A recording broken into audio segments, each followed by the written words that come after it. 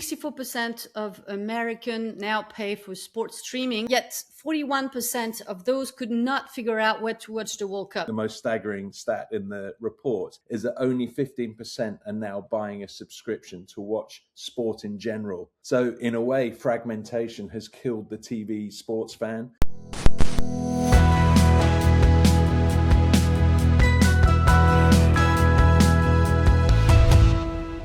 Welcome back to Streaming Made Easy Live. We are back with the second edition on September 10th in Amsterdam, the day before IBC starts. And as part of that, I'm going to have a series of conversation with folks I love about topic, I cherish. And of course, I couldn't do this without Giles Tong from Bango. Hey, Giles. Good morning, Marion. How are you doing? Really good. Super excited to have you on to talk about my favorite topic, which is... bundling. Yes, super aggregation, super curation, however you want to name it. And as always, a lot has happened. And what's been, I think, fascinating, we'll touch upon that a bit more. But the World Cup was, again, a good opportunity to talk about bundling. As you love to do, you've released, data about exactly that topic on how Americans feel when it comes to sports streaming. Could you share a bit more about that? Yeah, so we've just released in time for the World Cup a survey of 2,500 Americans to understand their behaviours around sports and particularly interested in what the role of sports fragmentation is having on subscribers at the moment. And so what I saw was 64% of Americans now pay for sports streaming. So if I understand, that means that you're not looking at pay TV, right? So those are people who are subscribing to a subscription in which you have sports that can be streamed. But you said that yet 41% of those could not figure out where to watch the World Cup. So one question for you, though, being, is that, because of sports fragmentation, or is it because that was, kind of the first football World Cup for the Americans? That's a great question, but I think probably it's true in other markets too. So, for example, in the UK, we have the World Cup being shown on ITV and BBC, just two channels. And yet even a big fan like me, I missed a game, so I didn't even realize it was on. I have the schedule, the time zones are a bit confusing. If it was all on one channel, they'd be promoting it, but they tend not to promote the game they don't have. So I actually missed an entire game because of this. So yeah, sports fragmentation is causing fans to miss games, and we saw that in our survey. Yeah, you said that 46% have missed a game because of that, and some of them have turned to piracy. Actually, you had data on that after the Champions League, right? Because I believe that the Champions League, for the first time in the UK, instead of having the final being broadcasted on YouTube, was behind the paywall. Care to elaborate? Yeah, so typically in the UK, there's been a sort of agreement that there would be free access to the Champions League final. What happened this year was TNT Sports had all of the European football. So you ended up in this situation where obviously they'd spent a lot of money on the rights and they chose to keep it behind the paywall. So it was an unusual situation. And actually, this prompted one of the questions that led to, I think, the most staggering stat in the report. So the stat I found most surprising, although I had an instinct that we'd see this, is that only 15% are now buying a subscription to watch sport in general. So in a way, fragmentation has killed the TV sports fan. You can't just be a sports fan anymore. You now have to think through, am I watching a football team? Am I watching a league? Am I following a competition? Because they're all in different places now. So you have to, as a sports fan, navigate all of this. So there's this really heavy cognitive load that's being placed on sports fans, as well as the financial load. And I actually think it's a combination of those two things that's causing 30% of people turning to piracy. Yeah, I think initially, right, sports streaming came as the answer to that big fat bundle. And it was very much, that was the spiel of cord cutting. You pay exactly for what you're going to use. There's more intent instead of having this big, huge bundle and you just kind of cherry pick and potentially use only a portion of that. But, the growth, right, the number of new SVOD services across the globe actually pushed a lot of the sports league to do a lot of, slicing and dicing. And clearly everything is done top down and not in the interest of the consumer. So I'm actually not surprised with that data. The thing, right, is that we often say that live sports is the fort holding down the TV ecosystem, and now you see streamers wanting to up on that train, right? Everyone sees this as a great way to bring and retain viewers, subscribers, depending on that ecosystem. So something's got to give. Are you expecting some changes to be made? Well, I think, the data showed us that a quarter of people need 3 subscriptions to watch all the sports that they want. In the UK, for me, following my football team, it was actually 3 subscriptions plus the 2 public broadcasters, BBC and ITV. So I need 5 services. There's data in America showing that to watch the NFL, it's way more than that to watch all of the different games across different sports. When you take into account, Prime have a few, Netflix has a few, plus the more traditional sports broadcasters. So we're seeing this fragmentation is really causing massive disruption across all of the sports fans and whichever sport you want. Because of course, if you are maybe a football fan, you have this dilemma, but then you might also be a rugby fan, and then maybe a whole nother set you need to continue, or a baseball fan, or whichever equivalent you want to look at. So the fragmentation is getting worse as the media rights owners split sports up even more. And ahead of the World Cup, so by the time we record this, we don't have, the overarching numbers on how strong and powerful that World Cup was. So, we'll have to get back to that. But one of the premise, and I had the team from The Overlap, which is a YouTube channel focused on sports, but more like the conversation around sports. So they don't necessarily hold rights, but they, let's say, nurture that conversation about the game. And they were, at the World Cup, and they did, a series of live shows there. And the big question the team had at the time was, is that going to prove that actually highlights are going to be it, right? A multitude of factors, not just the fragmentation, the costs, but the fact that, you said it, right? It was in the US, well, in North America, we didn't know exactly the times. Some of the times were not so friendly for us in Europe. So we'll have to see about that. But when you surveyed Americans, what was their relationship to that clip economy? Well, there was clearly very high demand for watching clips and repeats. And in the data, particularly on the generational side, we saw 58% of 18 to 24-year-olds said they prefer to watch sports through clips and social instead of watching the live games. And 38% of Americans overall were saying the same thing. And a majority of those fans were also happy to second screen whilst they were watching the live sport. So we're getting a really interesting change in dynamics. And I've been studying this whilst the World Cup's been going on. And you mentioned these kind of weird kickoff times. We had a really interesting moment here in the UK when England played Mexico. It was due to be a 1 a.m. kickoff. The weather affected it, became a 2 a.m. kickoff. But the data that came the day after was extraordinary.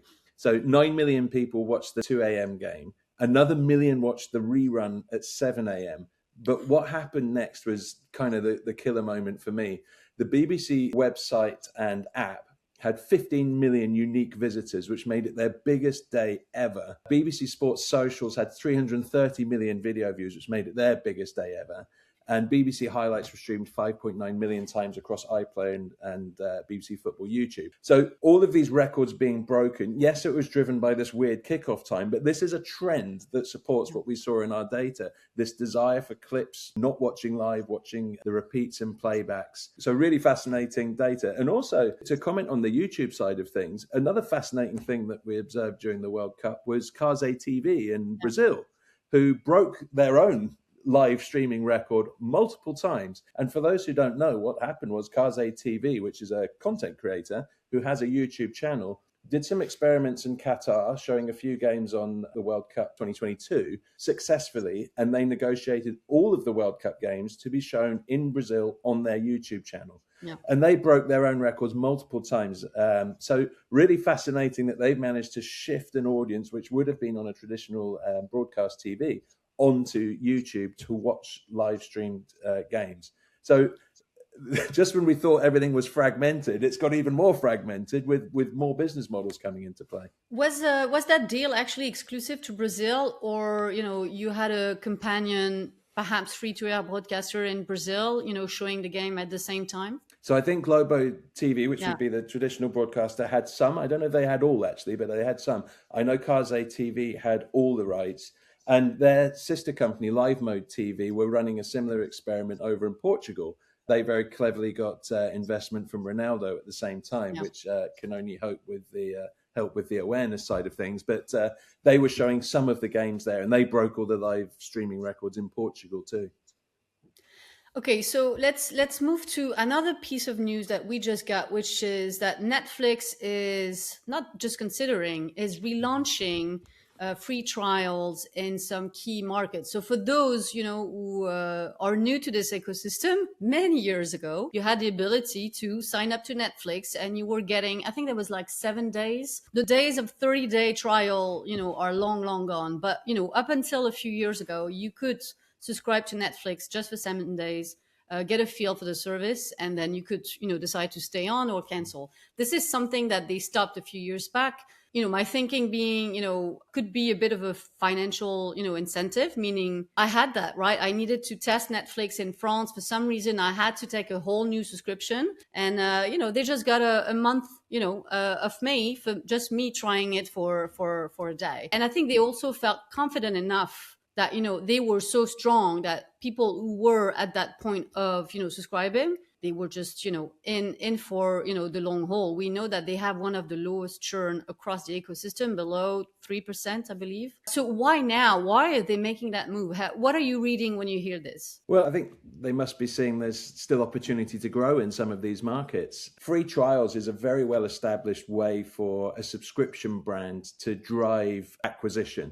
It reduces the hurdle to even access the product. I want to see what's in there. I want to give it a go. I don't want to pay on day one. So the free trial mechanic is one of the strongest ways of driving a subscriber into the service. And also it begins the journey. Typically you put in your credit card details when you start that free trial. So it becomes much easier to then convert that into a paying customer. So I think generally what we probably can assume by this is they're seeing there's opportunity to grow in those markets, and they're using this as a sales promotion tactic to drive acquisition. However, I do think that with subscription brands like Netflix and others entering into different types of content, I think we'll see some hybridization of this trial mechanic.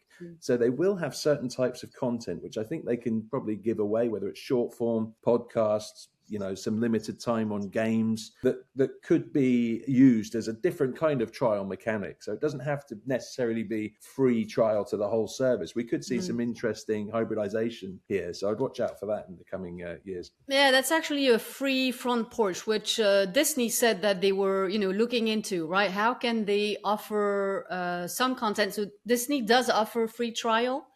Still, so it is interesting to see that they're looking to take this one step further.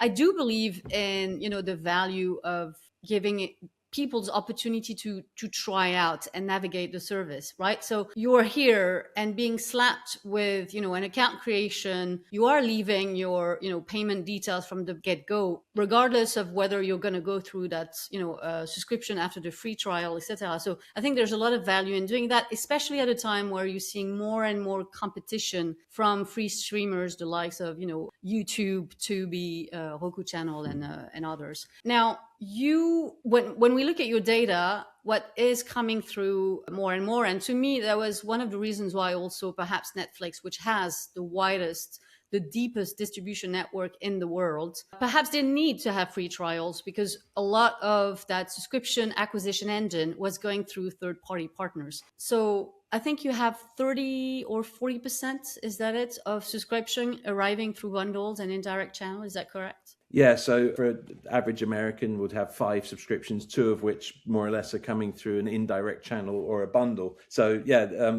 bundling is a critical way that people are accessing content, and they typically do that because it's easier to subscribe or because there's some value add. There was some really interesting data that I came across just a week or so ago from Omdia, which showed that over 50% of SVOD in some key markets around the world, by which they were the biggest markets, most mature markets, over 50% of SVOD is now coming through indirect acquisition, 30% of which through telco bundling. So that's really fascinating. And Antenna, another company who do a lot of research in the US, showed that for some SVOD, over 90% of their sales are coming through indirect channels. So the indirect channel is becoming absolutely critical for subscription brands, even the really big ones.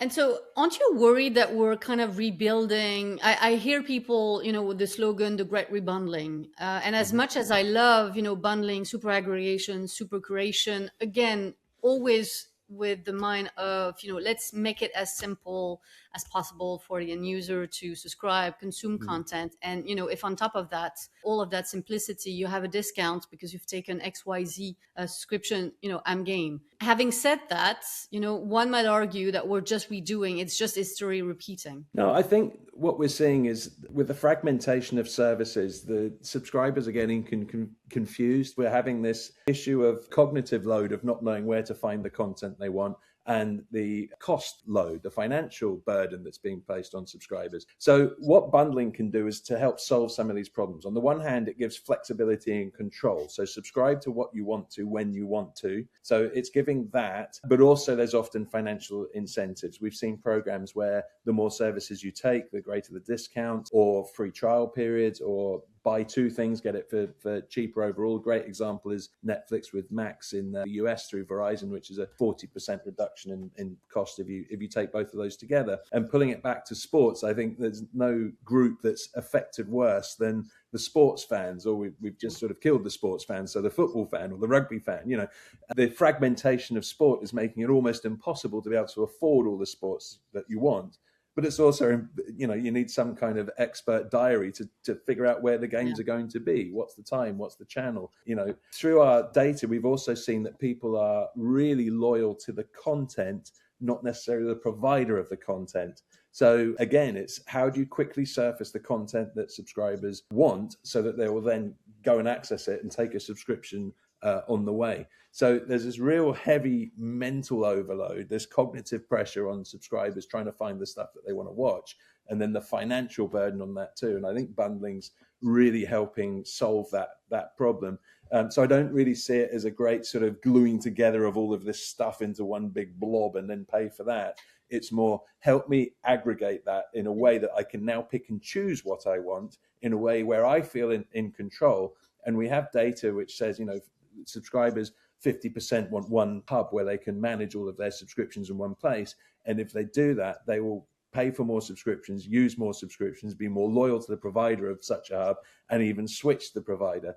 So there's a really interesting benefit there for the services that want to provide this kind of aggregation. And with that, there's a loyalty benefit for them too. When they provide the service, the customer will be more loyal to that. So they get this retention benefit to their core service, which is often, mobile connectivity. What's quite fascinating is that if I'm listening correctly, right, the loyalty lies with the IP, the sport. And on the other side of the spectrum, that, curator, aggregator who's making it easy, but the Netflix, the Disneys of the world, the ESPN, maybe less so, right?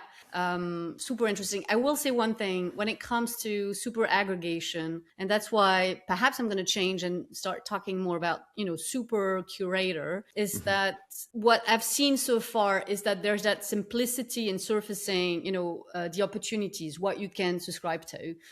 Facilitating the billing, but to the point you were making about the when to know when is what, right? Or what is the latest show. I think where any aggregator slash curator needs to put focus on is exactly that discovery, facilitation. That's the next step. And I have a feeling that we're still early days. We're not there yet, right? So we've seen, the Rokus and Samsung of the world building hubs exactly to that end. The home of football, Roku does that, across all sorts of events. They did it for the Olympics, and it does exactly that. It's trying to have that layer of saying, these are all the things that you can have access to. This is when all of this is happening. But I think we need more effort to be put in that. And right now, as often, I feel like discovery is is still a bit broken. Yeah, I think the discovery dynamic is actually becoming part of the bundle play. So with the more sophisticated bundlers and those who have leverage, they know they're going to be a tentpole subscription. And I'm talking about the major streamers here. They will often have the ability to bring into the negotiation, how will this be marketed? So this is now moving beyond just, I want to be sold through your channel or offered to your customer base. I also want to understand where and how I'll show up. Will I be integrated into your platform?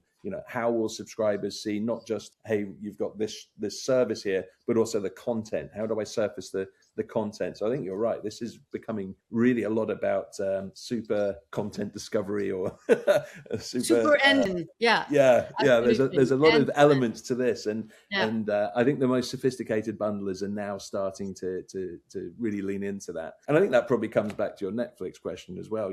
The big bundlers really are considering not country by country, they're considering opportunity by opportunity on very specific criteria. And how can we make sure that if we go down this path, whether it's a direct to consumer, we'll offer a free trial, or whether it's a bundle with this particular entity, which by the way isn't just mobile now, it's also banks and retail and other areas, considering those opportunities for the totality of the value. What else can we include in this? How else will we show up? Will we be included in the promotional material? Is this one that's going to be TV promoted? Is this one where we can do a big exhibition in the capital city or whatever? There's a lot of dynamics that are being rolled into this. Okay, this is coming to a close. If you could leave us with one hot take, one hot topic that you see, developing over the next few months, what would that be? Well, I think, we've just done the sports survey, we've just seen the World Cup, and we've seen a whole variety of different business models being on display, whether it's the ad-funded YouTube CazéTV in Brazil path, whether it's the surprising success perhaps of the broadcast in the US, 40 million people or more watching US versus Belgium, which is, by the way, more than the Knicks Spurs final, and it's more than the baseball World Series Game 7. So I think that's going to cause some people to take greater interest, not just in the World Cup, but also the Premier League, the Champions League, and maybe even the French League. We'll see. Then I think that it's really been a disruptive moment. And, the penny's yet to drop, I think, for some people to realize how disruptive this could be for traditional TV. But also, I think we need to make sure that the business model for, say, CazéTV has been proven. Brazil didn't make it all the way through the tournament. Were they counting on that to make the numbers balance? I don't know. Yeah. So it's really interesting. So I think that probably the hot take is a lot has just happened. A lot has just changed. Pay attention, because this is going to be seriously disruptive, I think, for future events. Awesome. That was fantastic having you on. In a few weeks' time, you will be on stage with us during SME Live, taking place on September 10th in Amsterdam. We're going to be talking about wildcards. So if you didn't get your tickets just yet, go to www.streamingmadeeasylive.com. Grab a ticket. We'll see you on the 10th. Thank you again, Giles. Thanks for having me on, Marion. I can't wait to be in Amsterdam in September. It's going to be a great show. It was brilliant last year, and I would echo, everyone jump on the website, get your tickets, and I'll see you there. I love it. We'll see you next time. Cheers.